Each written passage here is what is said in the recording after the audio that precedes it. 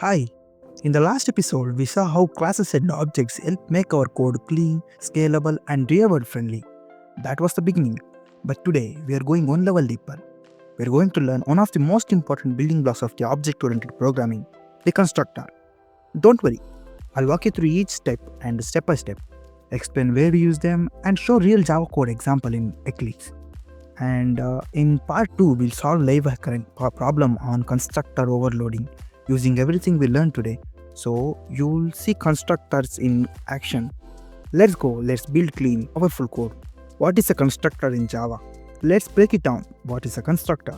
A constructor gives a life to an object when it's created. That's correct. It's what gives your object a clean start, right from the day one. Special method used to initialize objects. So, when we create an object in Java, we want to give it some values like a name, price, or an age. Instead of doing line by line manually, we use something called constructor, a special method that runs automatically and sets everything up, like giving a new object its birth details. Must have the same name as class. This is super important. Your constructor must have the same name as your class. If your class is called student, your constructor should be student. That's how Java knows. Oh, this is not normal method. This is a constructor for that class. No return type, not even void. A constructor looks like a method, but there is one major difference. You never add a return type or not even void. That moment you add void, Java treats it as a normal method. Constructor have no return type. That's how they work, called automatically when using new. Here's the best part. You don't need to call the constructor, just say new student and Java will automatically run the constructor behind the scene. That's why constructors make object creation super smooth. Use it to assign initial values to fields. Let's say you want to give a product name and price at the time of creation with a constructor. You can just pass the values once. Boom, the object is ready with those values already set. Clean and professional. Runs only when the object is created. And here's the key details. The constructor runs once when the object is created. It won't run again unless you create a new object. That's why we say constructor gives life to an object. Why use constructors in Java? Let's understand why constructors are such a big deal in Java. They give your object a clean start. Yep, just like your object a proper setup right from the start. Runs automatically when object is created. This is what makes constructors awesome. You don't need to call them like a regular method. Just write new product with brackets open and close. And just Java automatically runs the constructor. No extra steps and also no confusions. Assigns initial values to object fields. Think of it like giving your object an identity, name, age, price, whatever values you need, the constructor set them all up at the moment the object is born. It's your object's first breath of life. Keeps object creation clean and short. Without constructors, you'd have to write multiple lines to set values manually, like this. Imagine doing this every time. Instead of constructors, let you do all that in one step. Boom, neat and efficient. Helps avoid human errors. Let's be honest, we forget things. May you forget to assign age or set the price. With constructors, everything is bundled into one required step. So you don't miss anything. No more half-baked objects roaming around your code. Works better for multiple objects. One object, sure, manual assignment works. But if you're building a whole student database or an e-commerce app with 100 products, constructors save your sanity. They let you repeat logic cleanly and scale without mess. Use it everywhere in real projects. And this is not just a theory. In real Java projects, constructors are used everywhere. Loading user inputs, reading from APIs, initializing files and databases. From backend system to Android apps, constructors are part of every class. So learning them well, it's not optional, it's career preparation. Types of constructors in Java. Now let's talk about the different types of constructors you'll use in Java. Different ways to set up your object. Yeah, these are the different ways to prepare your object during creation. Default constructors. This is the one that Java gives you for free, automatically. If you don't write any constructors yourself, it's completely empty and doesn't assign any custom values. But it helps the object get created. If you don't create any constructors, just secretly adds one for you. It's empty and does nothing fancy. You won't see it, but it's there like an invisible helper. No argument constructors. This is the one you write yourself and it takes no inputs. You create this when you want an object to be made without passing anything, but still want to set some default values inside. Think of it like giving every object a default setting. Parameterized constructors. This is the most commonly used constructor. This is the real deal. You pass values when creating the object, like name, age, price, whatever you want your object to hold, and the constructor stores those values directly. Copy constructors. Java doesn't provide this automatically like C++ does, but you can write it yourself. We use a copy constructors when we want to make a new object with the same data as another object. For example, clone a student, duplicate a product, copy user profile settings. Very useful when building apps. Remember this one rule. If you write any constructor yourself, even one, Java will not add the default constructors automatically. So if you still need a no argument version, you have to add it manually. Default constructors in Java. Let's now look at the default constructor, the one Java gives you for free, automatically provided by Java. Yeah, Java got you back, but only if you don't write one yourself. Created by Java when you write no constructor. If your class doesn't have any constructor, just secretly adds one. It's empty. It takes no input and just lets your object get created safe. Use it for basic object creation. Sometimes you don't need to set values during creation. You just want to create the object first, maybe assign values later. For small programs or learning, this default constructor is enough. It disappears if you write any constructors. This one's important. If you write any constructors, even just one, just say, okay, I'll stop adding my default one. So if you still want to no argument constructors, you have to write it manually. Alright, let's write a simple program using the default constructor. First, we define a class called student. It has two variables. Name, I'm using string variable, and age, I'm taking as integer variable. But notice, we haven't written any constructors inside this class. Then, in the main method, we create an object like this. Student s1 is equals to new student, bracket open and close. Boom, object is created. But wait, we didn't write any constructor.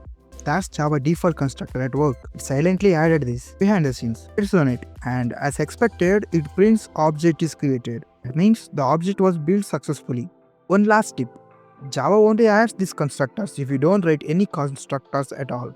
If you add even one, like parameterized one, you need to manually write the no argument version too, or Java won't add it. No argument constructor.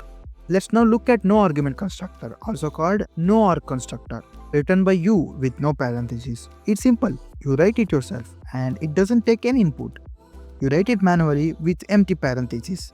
You create this with empty parentheses, that means it takes no input. This constructor is perfect when you want to create an object without passing anything from outside.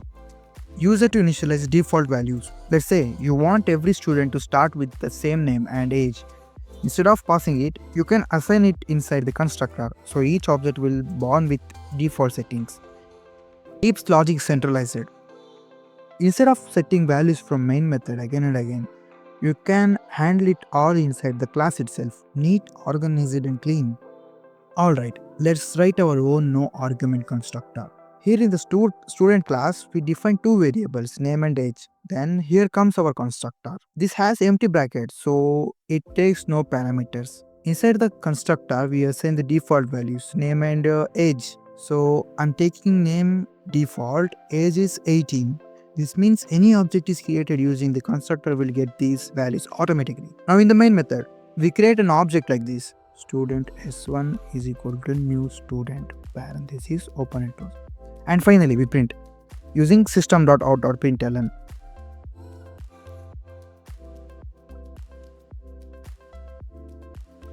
Yeah. When we run this, the output is default is 18-year-old. Even though we didn't pass anything, our object is properly initialized. So this is where no arguments constructors are helpful. When you want to provide fallback default values, or when you don't need user input but still want to assign values. Parameterized constructors. Let's now look at the most commonly used type, the parameter constructors. Instead of assigning values later, just pass them while creating the object. Pass values when you create the object. Takes parameters inside the brackets. You pass values like name, age or price inside the brackets during object creation. Use it to initialize fields directly. Inside the constructors, we use assignment like this dot name is equals to name. We'll discuss this keyword in next video, or even just name is equal to n. This assigns the incoming value straight into your object variable. Most commonly used constructor type. You'll see this everywhere in backend APIs, Spring Boot, Android apps, whenever you need to pass user or data input into class. It's the go-to constructor for real-world Java development. Great for clean and reusable object creation. Instead of setting variables one by one after creating the object, just pass them once and it's all done. Online, ready to go. This keeps your code clean, readable and reusable. Alright, let's write the most useful constructor in Java, the Parameterized Constructor. Instead of our student class, we define a constructor like this: student string n comma int a. It takes two values, name and an age. Then inside that constructor, we write name is equals to n and age is equals to a. This line assigns the values into an object directly. Now, we move the main method and create two objects, Priya, 21 and another one.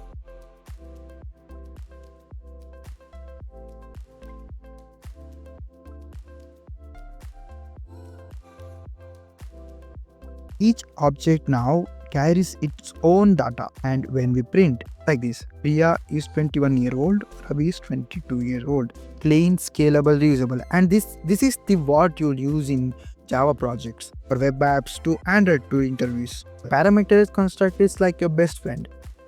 Copy constructor in Java. Alright, now let's talk about something super useful but a bit underrated. The copy constructor. Use it to clone another object. Think of this like making a duplicate copy of an object. Same data, different memory.